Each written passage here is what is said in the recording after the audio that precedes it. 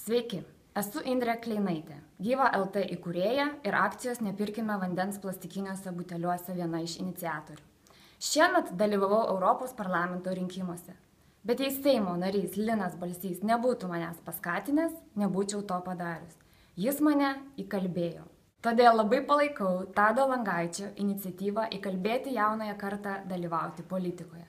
Mums reikia kokybinio šuolio kuriant Lietuvą, iš kurios ne tik nesinorėtų emigruoti, bet ir į kurią norėtųsi sugrįžti. Tai yra įmanoma.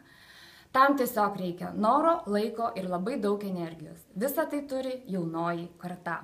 Jei mūsų bus daug, mes galėsime pakeisti nusistovėjusią politinę kultūrą.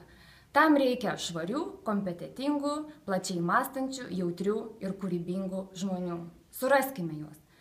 Padrasinkime ir palaikykime. Ypatingai noriu paraginti moteris dalyvauti politikoje, todėl įkalbėk LT projektui nominuoju 3 moteris profesionalės – Lyra Jakulevičienė, Lina Danienė ir Dovilė Karpičiūtė. Man atrodo, jums laikas į politiką.